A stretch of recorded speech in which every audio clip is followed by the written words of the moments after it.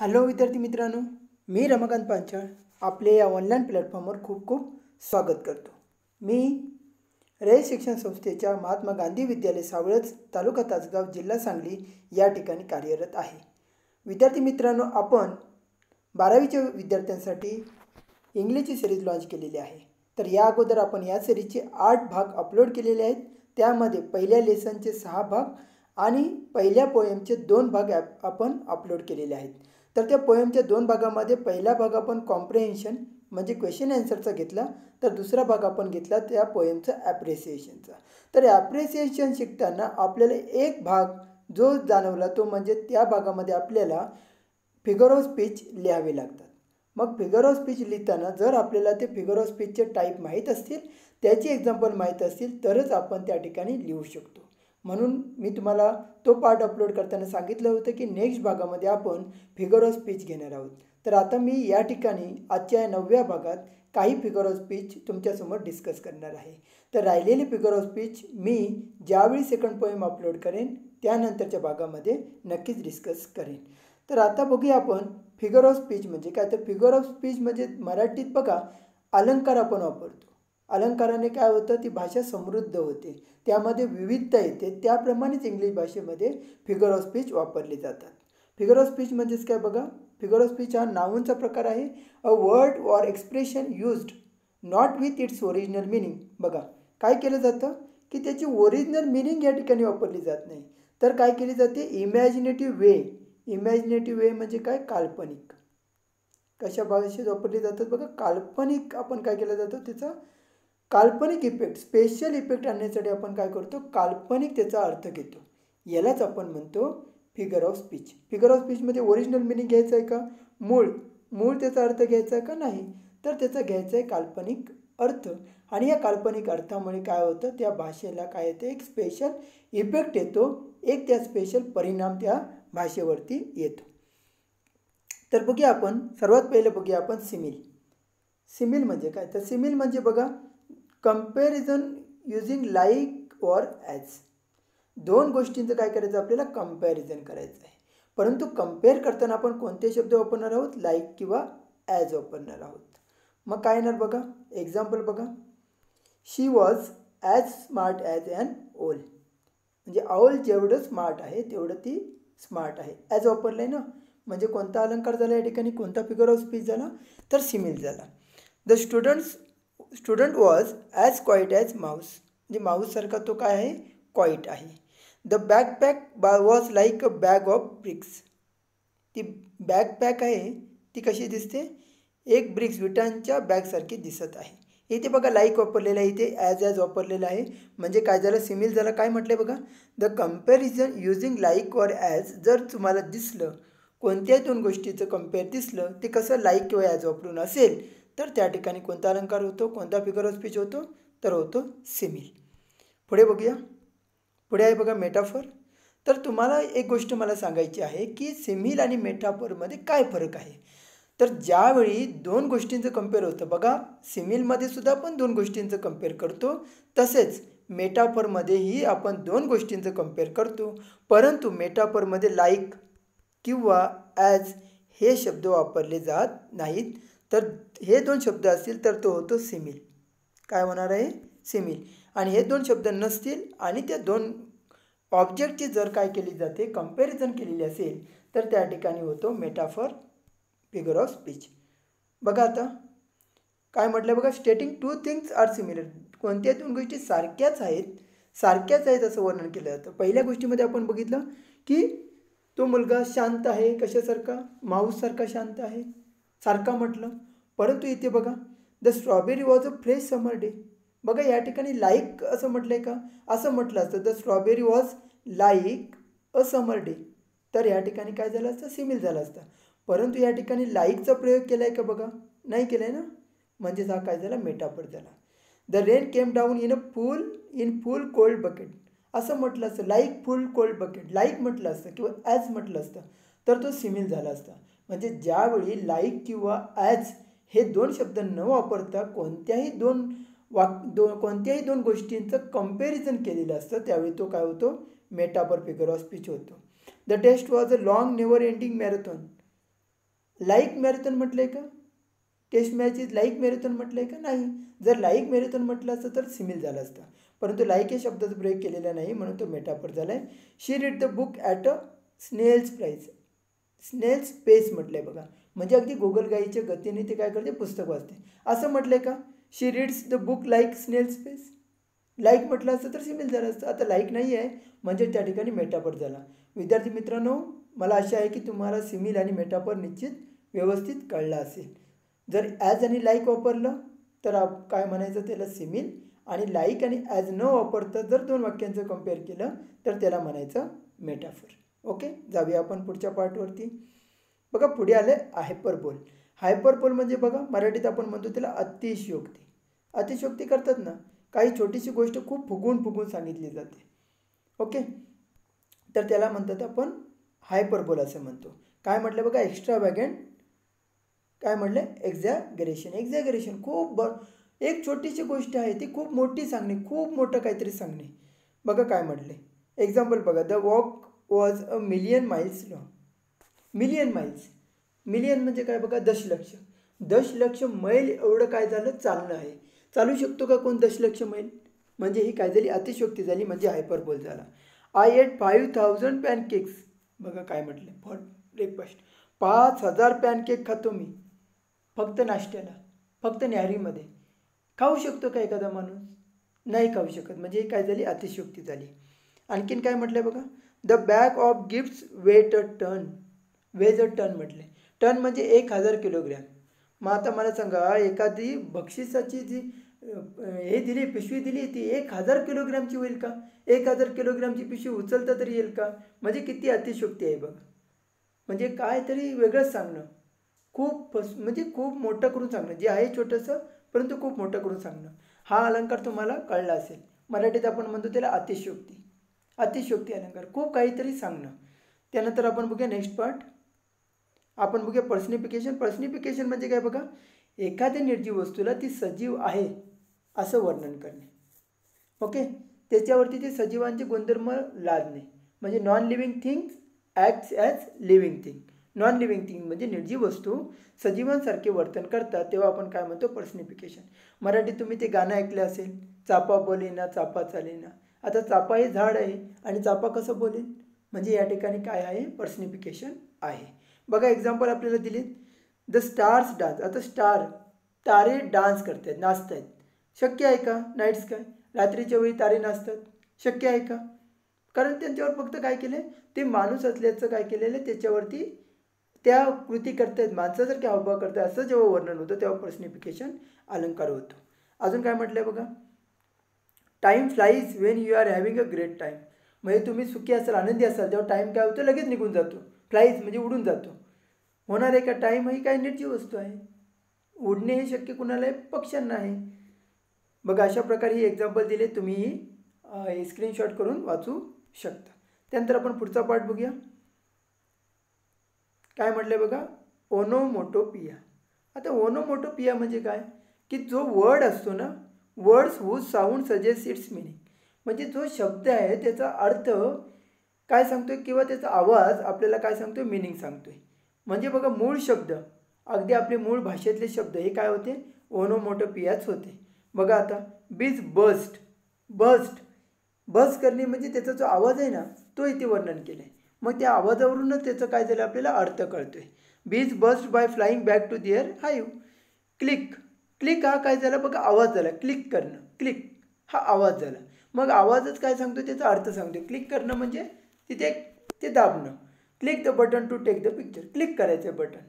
The pig squealed when it saw the dog coming. Squealed म्हणजे ते आवाज करतायत बघा, आवाज करतायत, तसा आवाज करतायत. आणि ह्या आवाजाचं वर्णन ज्या ठिकाणी होतं, आवाजाचं वर्तन ज्या ठिकाणी होतं त्या ठिकाणी ओनोमोटोपिया हा काय होतं, फिगर ऑफ स्पीच होतं. बघूया आपण नेक्स्ट पार्ट, इमेजरी. इमेजरी म्हणजे काय, इमेजरी म्हणजे कल्पना.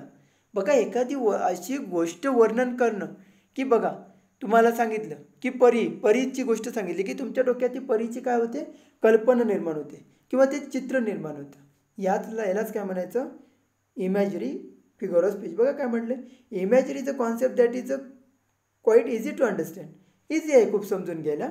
It is simply the use of vivid descriptions. म्हणजे असं त्या गोष्टीचं वर्णन करायचं order to explain situation to a reader or listener. अगदी त्याला ती परिस्थिती डोळ्यासमोर काय झाली निर्माण झाली पाहिजे असं त्याचं डिस्क्रिप्शन करायचं, असं त्याचं वर्णन करायचं. It is a way of building a picture or image in the mind. बघा काय म्हटलं आहे, इट इज अ वे. हा काय एक मार्ग आहे. कशाचा मार्ग आहे की इमेज निर्माण करायची, कुणाच्या मनामध्ये इमेज तयार करायची इन द ऑडियन्स. असं सांगायचं, असं वर्णन करायचं की त्या ऐकणाऱ्याच्या मनामध्ये त्याची इमेज तयार झाली पाहिजे. म्हणजेच कोणता फिगर ऑफ स्पीच झाला, इमेजरी झाला.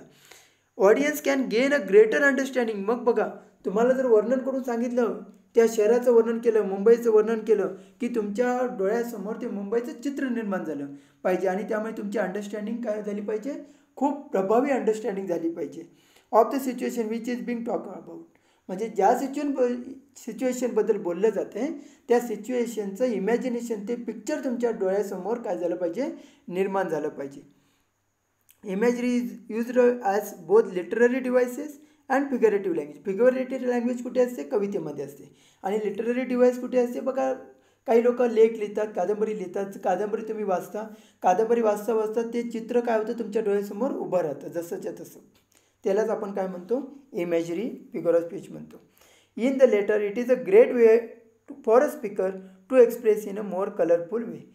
त्या बघा हा स्पीकरसाठी, बोलण्यासाठी हा महत्त्वाचा एक काय आहे, मार्ग आहे, प्रभावी असं साधन आहे की त्या ऐकणाऱ्यांच्या मनामध्ये ते चित्र निर्माण करायचं.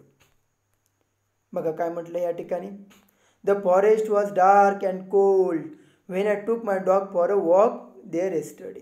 बघा तुमच्या डोळ्यासमोर त्या फॉरेस्टचं चित्र निर्माण झालं, त्या जंगलाचं चित्र निर्माण झालं.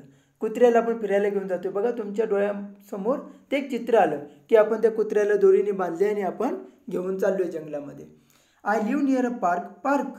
पार्क म्हटलं की तुमच्या डोळ्यासमोर इमेज निर्माण होते की पार्क कसा असेल, तिथे ते झोपाळे असतील, तिथे त्या घसरगुंडी असतील, तिथे ते कारंजी असतील, तिथे झाडं असतील, त्याने तिथे फुलांची झाडं असतील आणि कित्येक प्रकारचे चित्र तुमच्यासमोर काय होईल, पार्कचं निर्माण होईल. अँड द चिल्ड्रन अँड काय म्हटलं आहे, I live near a park and the children and constantly shouting and screaming the noise is deafening. बघा त्या ठिकाणी पार्क म्हटल्यानंतर लहान मुलं त्या ठिकाणी काय करत असतात, खेळत असतात, कॉन्स्टंटली शाऊट करत असतात, ओरडत असतात आणि स्क्रीमिंग किंचाळत असतात. द नॉईज इज डिफनिंग नॉईज म्हणजे अगदी कान बधीर करणारा असं तिथे काय असतो, नॉईज असतो. बघा तुमच्या डोळ्यासमोर ते पार्कचं पिक्चर निर्माण झालं असेल. इतर जी उदाहरणं दिली ती तुम्ही काय करा, स्क्रीनशॉट घ्या आणि त्याचा स्टडी करा. त्यानंतर आपण पुढचा फिगर ऑफ स्पीच बघूया. काय म्हणायचं याला, टॉटॉलॉजी. टॉटॉलॉजी म्हणजे बघा सुपरफ्लुअस रिॲक्शन म्हणतो. सुपरफ्लुअस म्हणजे काही कारण नसताना उगाच एकाच मिनिंगचे 2-4 शब्द काय करायचे, वाक्यामध्ये घालायचे. बघा काय म्हटलं, काही गरज नाही, अननेसेसरी, काही एक आवश्यकता नाही आहे. रिपिटेशन पुनरावृत्ती of an idea in different words to repeat the same things in different word. Same thing repeat करायचे परंतु 2 वेगवेगळे शब्द वापरायचे. याचाच अर्थ असा की एकाच वाक्यात सारख्याच अर्थाचे 2 किंवा 2पेक्षा जास्त शब्द म्हणजेच टॉटॉलॉजी. समजलं, एकाच अर्थाचे 2 किंवा 2पेक्षा जास्त शब्द एकाच वाक्यात उपयोग करायचे, याचा अर्थ त्या ठिकाणी काय झालेला आहे, टॉटॉलॉजी फिगर ऑफ स्पीच झालेला आहे. बघा आता एक्झाम्पल्स बघा या ठिकाणी. बघा a good looking beautiful woman. आता मला सांगा या ब्युटिफुलचा अर्थ आणि गुड लुकिंगचा अर्थ मला सांगा.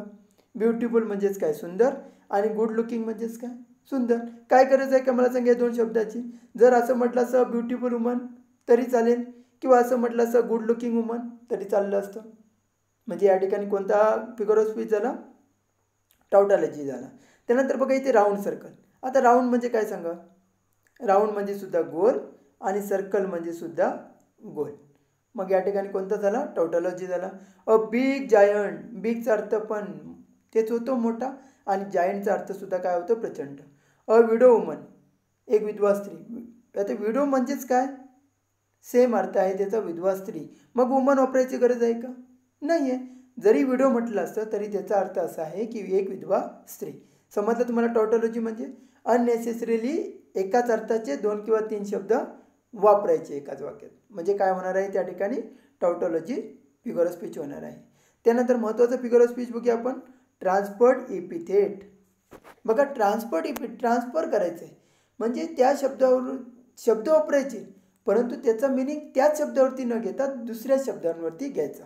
यान epithet is transferred from its proper word to another that is closely associated. बघा त्याचा काय करायचा, इपिथेट काय करायचा, ट्रान्सफर करायचा कशासून, ते प्रॉपर वर्डपासून कुठे घ्यायचं, दुसऱ्याकडे जो त्याच्याशी क्लोजली असोसिएट आहे with it in the sentence. बघा तुम्हाला एक्झाम्पल घेतल्यानंतर कळेल की कसा हा त्याचा अर्थ दुसऱ्याच गोष्टींवरती काय होतो, ट्रान्सफर होतो. बघा आता कसा अर्थ त्याचा ट्रान्सफर होईल. ही पास्ट अ स्लीपलेस नाईट. आता नाईटला स्लीपलेस म्हटले, बरोबर आहे, म्हणजे झोप न घेता झालेली रात्र. आता ही झाली कुणाची रात्र, ही याची झाली आहे, परंतु रात्रीला म्हटलं आहे स्लीपलेस, त्याला म्हटलं आहे का स्लीपलेस. आता झोप कुणाला लागली नव्हती, त्याला लागली नव्हती, परंतु इथे स्लीपलेस कुणाला दिले, नाईटला दिले. याचाच अर्थ मिनिंग कुठे ट्रान्सफर झाला, नाईटवरून कुठे गेला, याच्याकडे. म्हणजे त्याचा अर्थ एका गोष्टीवरून दुसऱ्या गोष्टीकडे काय होतं, ट्रान्सफर होतो. स्लीपलेस नाईट म्हटलं, अगदी झोप जरासुद्धा आलेली नाही. ही झोप जरासुद्धा आलेली नाही ती का रात्रीला आली नव्हती का, रात्र झोपते का, झोपतो कोण, हा बघा इथे झोपणारा प्राणी आहे, परंतु त्याला झोप नाही लागली पण म्हटलंय काय, स्लीपलेस नाईट. आता नाईटला झोप लागली का, त्या नाईटला झोप लागली नाही का, किंवा नाईट कधी झोपते का, नाही झोपणार आहे. तर हा अर्थ या नाईटकडून कोणाकडे पास होणार आहे, या कर्त्याकडे. बघा आता नेक्स्ट काय म्हटलंय, he has had a very happy morning. शुभ सकाळ, खूप आनंदी सकाळ होती. आता मला सांगा सकाळ आनंदी असते का, की हा आनंदी होता, आनंदी कोण होता, हा बघा इथे, परंतु म्हटलं कुणाला आनंदी, happy morning. It was my very bad day. आता बॅड डे, दिवस कधी वाईट असतो का, माझं काहीतरी वाईट घडलं म्हणून दिवसाला मी वाईट म्हटलं, म्हणजे ट्रान्सफर अर्थ इकडून कर्त्याकडे होतो. बघा अजून काय म्हटलंय, इपिथेट याचं कसं काय असतं बघा, याचा अर्थ जर आपण डिटेलमध्ये जाणून घेऊया, कारण हा खूप इम्पॉर्टंट काय आहे, फिगर ऑफ स्पीच आहे. आणि विद्यार्थी बऱ्याच वेळा हा फिगर ऑफ स्पीच ओळखताना काय करतील, गोंधळ करतील, म्हणून मी जरासं डिटेलमध्ये घेण्याचा प्रयत्न करतो. बघा काय म्हटलंय, epithet is a phrase or objective which is used to express a quality or characteristic which can be attributed rightly or wrongly to a person or thing. बघा असं म्हटलं जातं की क्वालिटी सांगितली जाते किंवा त्याची कॅरेक्टरिस्टिक सांगितली जाते. ती राईटली पण असू शकते, रॉंगली पण असू शकते. कुणाशी, पर्सनशी, गोष्टीशी किंवा गोष्टीशी. एखादी गोष्ट असेल किंवा एखादी व्यक्ती असेल त्याच्याशी संदर्भात असू शकते. किंवा काय म्हटलं आहे बघा, and epithet is a form of figurative language आहे, कवितेमध्ये वापरली जाते. Which can be used in spoken conversation. Yes, बोलताना सुद्धा आपण काय होतो, जनरली बोलताना सुद्धा याचा उपयोग करतो. And return work to create more dramatic effect.